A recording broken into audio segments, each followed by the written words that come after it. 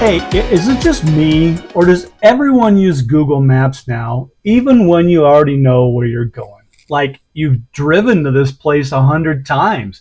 We can get there in our sleep, but what do? I still pull out the phone, open the app, and let it guide me like it's my first time in that zip code. Why? Well, possibly out of habit, or maybe to avoid traffic hotspots, or maybe just to hear the comfort of that robotic voice saying, "You are on the fastest route."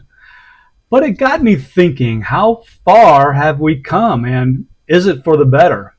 Because not that long ago, getting anywhere took more than just a screen and a signal. It took skill and memory and a willingness to get a little lost.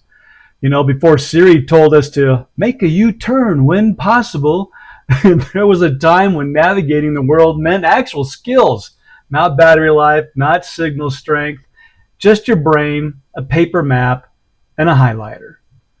So let's rewind, way back to when map reading was actually a required part of school. We learned cardinal directions, how to read a compass rose, and how to use latitude and longitude like explorers.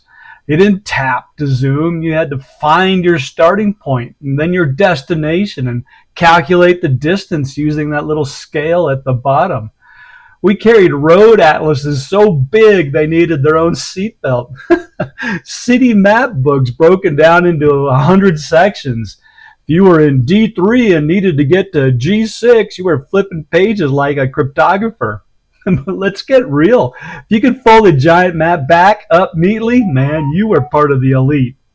Then came the MapQuest era. Game changer, right? Man, we'd print out directions like we were prepping for a mission.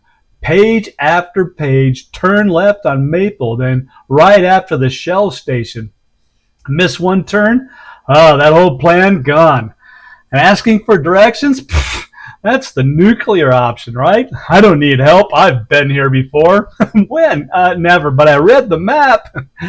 Well, eventually GPS took over. Clunky Garmins and TomToms suctioned to the windshield like a badge of honor. Then smartphones hit and boom, Waze, Google Maps, Apple Maps. Now we don't just get directions, we get traffic updates, ETA changes, accident alerts, and alternate routes. Man, we could drive across the country without even knowing what state we're in. But in gaining convenience, we lost a little something too, eh? We lost spatial awareness and our sense of direction, our ability to just figure it out.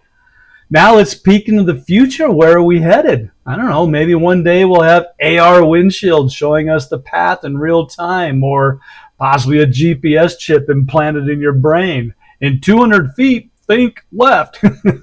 But here's the kicker. When it happens, if it all fails, what if there's a global blackout? Like no signals, no satellite, no AI to save us. Would we know how to get anywhere?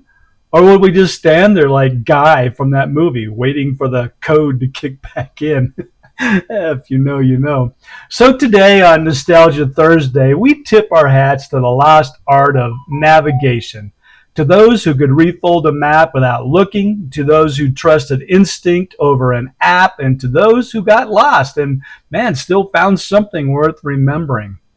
How did you find your way back then? And more importantly, could you still do it? Hey, if this brought back some memories, like, comment, and share it with someone who used to ride shotgun with the map. And don't forget to subscribe for more rants, reflections, and ridiculous truths. Until next time, stay curious, stay sharp, and yeah, maybe just ask for directions.